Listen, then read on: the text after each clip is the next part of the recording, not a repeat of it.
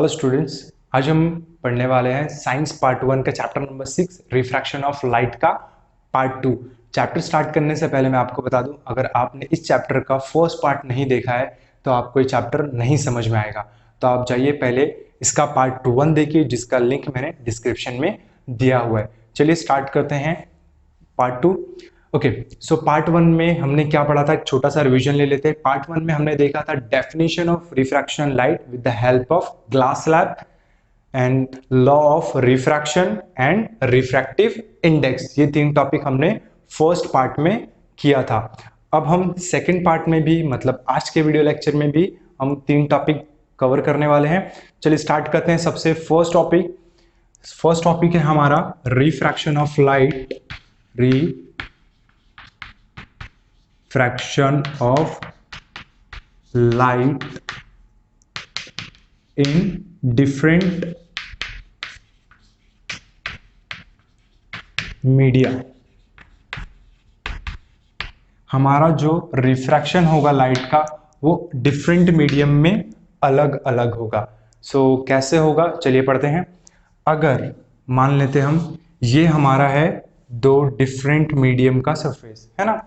सो ऊपर हमारा है एक रेरर मीडियम, नीचे है हमारा डेंसर मीडियम। ओके, और हमने ये ड्रॉ कर दिया है normal N. Okay, so when light ray passes from rarer medium, जब कोई भी लाइट रे इंसिडेंट होता है रेरर मीडियम से, तो जब वो डेंसर मीडियम में आएगा सो वो क्या होगा, इस नॉर्मल के टूवर्ड बैंड हो जाएगा। यहां पे हमें क्या दिख रहा है कि लाइट रे इंसिडेंट हो रहा है कहां से, रेरर मीडियम से। कौन से मीडियम को पास हो रहा है, डेंसर मीडियम में। तो क्या हो रहा है, ये रिफ्रैक्टिव रे इस नॉर्मल रे के टुवर्ड बैंड हो रहा है। सो क्या कहेंगे हम, when the light ray passes from rarer medium to denser medium it bend toward the normal. वैसे ही सिमिलरली अगर क्या होता है, कोई लाइट रे डेंसर मीडियम से रेरर मीडियम में पास हो, है ना। सो क्या होगा, ये आप देख सकते हैं यहां पे क्या हो रहा है, हमारा जो लाइट रे इंसिडेंट हो रहा है वो कौन से मीडियम से हो रहा है, डेंसर मीडियम में। कहां पास हो रहा है, रेरर मीडियम में। तो आप देखेंगे ये इस नॉर्मल के अवे जा रहा है। सो क्या होता है, when light ray passes from denser medium to rarer medium it bend away from the normal. वो क्या होता है, नॉर्मल से अवे जाता है जब वो डेंसर से रेरर में पास होता है। वैसे सिमिलरली अगर कोई भी लाइट रे इस नॉर्मल, है ना, कोई लाइट रे इस नॉर्मल के पैरेलल इस पे ही क्या हो, पास हो, नॉर्मल के पैरेलल ही पास हो, उसी पे ही पास हो, देन क्या होगा, लाइट रे एक मीडियम मींस चाहे वो रेरर से डेंसर हो या फिर डेंसर से रेरर हो, कोई भी मीडियम में, अगर वो नॉर्मल के पैरेलल ही क्या हो रही है, एक मीडियम से दूसरे मीडियम पास हो रही है, so there is no refraction. यहाँ पे रिफ्रैक्शन नहीं होगा। अब आप बोलेंगे सर यहाँ पे ये ट्रांसपेरेंट, एक ट्रांसपेरेंट मीडियम से दूसरे ट्रांसपेरेंट मीडियम में पास हो रहा है, सो यहाँ पे रिफ्रैक्शन कैसे नहीं है। सो डेफिनेशन ही क्या है हमारा रिफ्रैक्शन का, when light change its direction. Light का क्या होना चाहिए, डायरेक्शन चेंज होना चाहिए, बट इस कंडीशन में क्या हो रहा है, डायरेक्शन चेंज नहीं हो रहा है, वो स्ट्रेट पास हो रहा है, एक मीडियम से दूसरे मीडियम में पास ऑन कर रहा है, बट वो अपनी डायरेक्शन चेंज नहीं कर रहा है। सो इसलिए there is no refraction. Okay, so वापस से एक शॉर्ट रिवीजन ले लेते हैं हम। When light ray passes from rarer to denser medium it bend toward the normal, जैसा आपको दिख रहा है ये रिफ्रैक्टिव रे इस नॉर्मल के टुवर्ड बैंड हो रहा है। सिमिलरली व्हेन लाइट रे passes from denser to rarer medium it go away और bend away from the normal, इस नॉर्मल के अवे जा रहा है। वैसे ही if light ray incident parallel to normal, normal के पैरेलल इंसिडेंट होता है, सो क्या होगा, there is no refraction। ये था हमारा फर्स्ट टॉपिक। चलिए सेकेंड टॉपिक पे आते हैं, ट्विंकलिंग ऑफ स्टार। स्टार कैसे ट्विंकलिंग करते हैं, तो इसमें हमें 2 टॉपिक्स पढ़ना है। ट्विंकलिंग स्टार में सबसे पहला हमें पढ़ना है mirage effect. So mirage effect क्या होता है मैं आपको बता देता हूं, चलिए।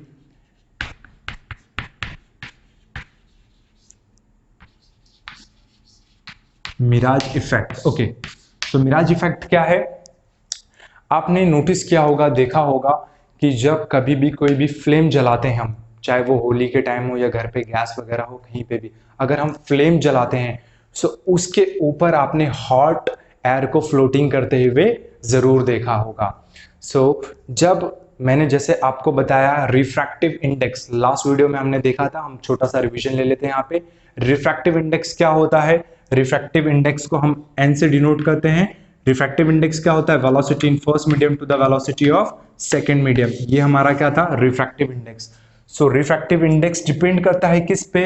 वेलोसिटी पे। ओके, सो हम कहां थे कि आपने क्या देखा होगा, फ्लेम के ऊपर हॉट वेयर को फ्लोटिंग करते हुए देखा होगा।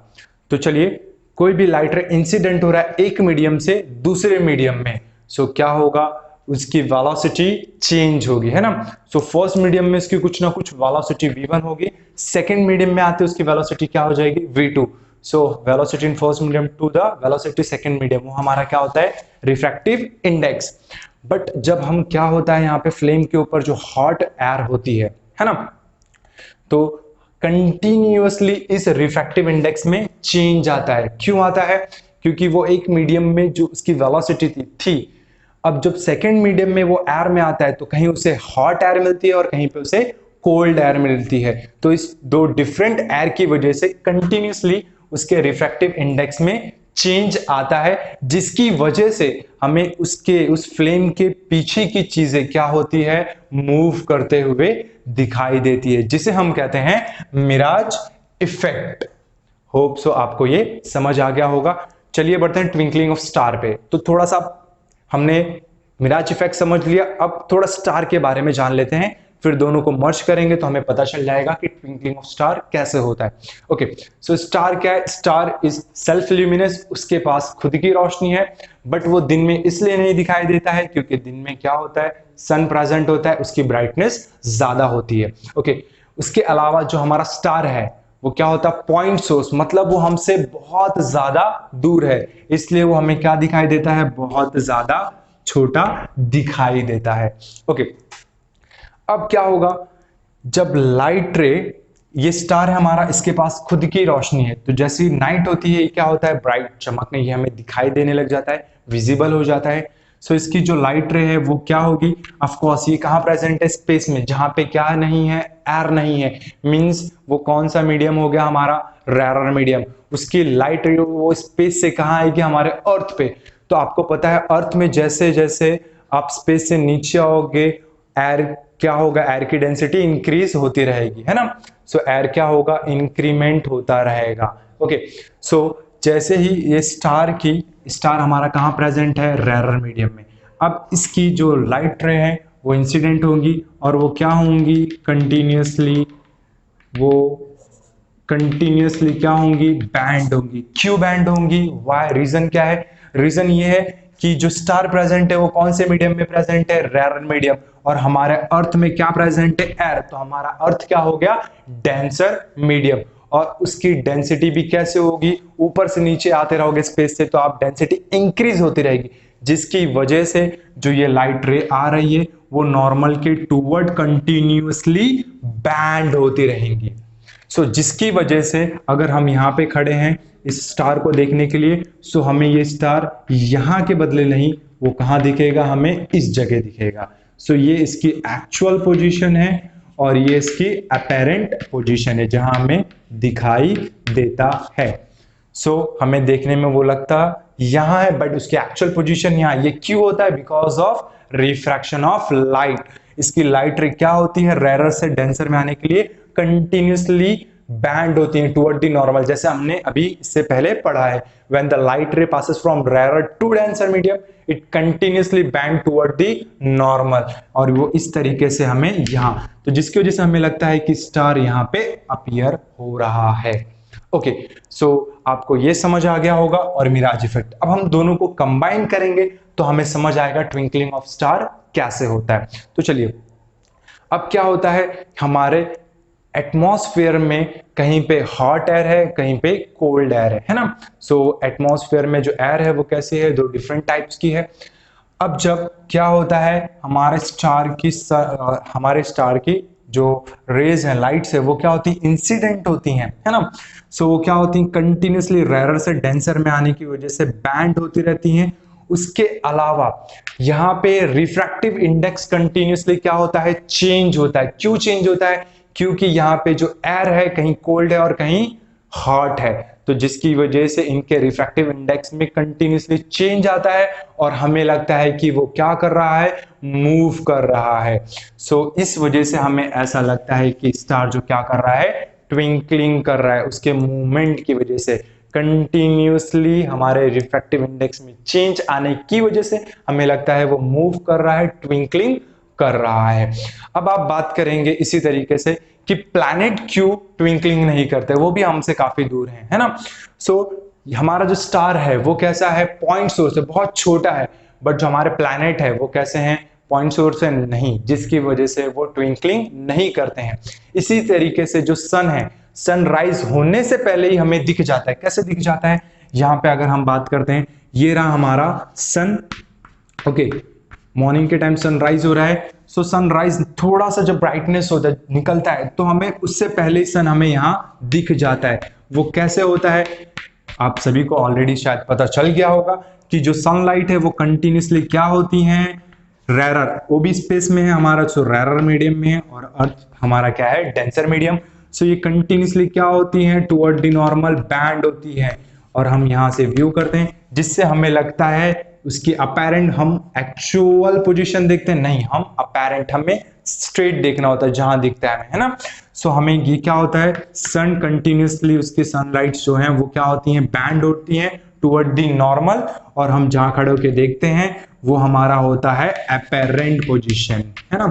सो इस तरीके से सनराइज होने से पहले ही हमें क्या होता है, सन दिख जाता है।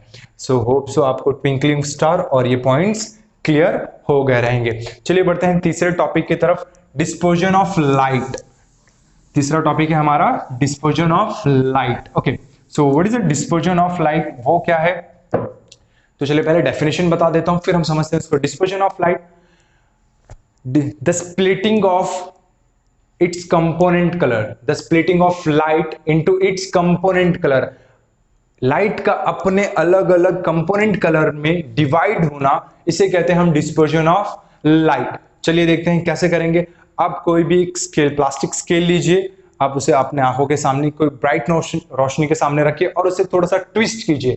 आपको क्या दिखेगा, आपको 7 डिफरेंट कलर दिखेंगे। वो 7 डिफरेंट कलर कौन से होते हैं, हम सबको पता है, विबग्योर, है ना। So violet, indigo, blue, green, yellow, orange, red, हम सभी को पता है, ये हमें दिखाई देते हैं। तो जैसे आप सभी को पता है कि जो हमारा लाइट है वो क्या है, इलेक्ट्रोमैग्नेटिक रेडिएशन है। इलेक्ट्रोमैग्नेटिक रेडिएशन मतलब क्या होता है, ऐसे रेडिएशन जिसको एक जगह से दूसरी जगह ट्रैवल करने के लिए किसी मीडियम का रिक्वायरमेंट ना हो। अगर हम हमारे साउंड की बात करते हैं ना, साउंड वेव, हमारे स्पेस में हम बात करते हैं तो आवाज जाती नहीं जाती, क्यों नहीं जाती, वहां पे क्या प्रेजेंट नहीं है, एयर। सो हमें क्या समझ में आया कि हमारा जो साउंड है, ये साउंड वेव एक जगह से दूसरी जगह ट्रैवल करने के लिए उसे क्या चाहिए होता है, एयर। सो वहां पे एयर मीडियम रिक्वायर है। बट हमारी जो लाइट है, लाइट जहां पे एयर प्रेजेंट ना हो, वैक्यूम हो, कोई मीडियम ना हो, वो वहां भी ट्रैवल करती है, तो उसे कहते हैं इलेक्ट्रोमैग्नेटिक रेडिएशन। सो इलेक्ट्रोमैग्नेटिक रेडिएशन की एक बहुत इंपॉर्टेंट प्रॉपर्टी है जिसे हम कहते हैं वेवलेंथ। क्या कहते हैं हम इसे, वेवलेंथ, जिसे हम लैम्बडा से रिप्रेजेंट करते हैं। सो इलेक्ट्रोमैग्नेटिक रेडिएशन की एक इंपॉर्टेंट प्रॉपर्टी है जिसे कहते हैं वेवलेंथ। हम ह्यूमन आई को इलेक्ट्रोमैग्नेटिक रेडिएशन सिर्फ वही दिख सकते हैं जिनका वेवलेंथ 400 टू 700 नैनोमीटर हो। ये हमारा सेंसिटिव होता है हमारे ह्यूमन आई पे, हम सिर्फ इतने ही वेवलेंथ की ही लाइट देख सकते हैं। सो ये विबग्योर में क्या होता है, जो हमारा रेड होता है वो सबसे लीस्ट बैंड होता है, सबसे कम बैंड होता है।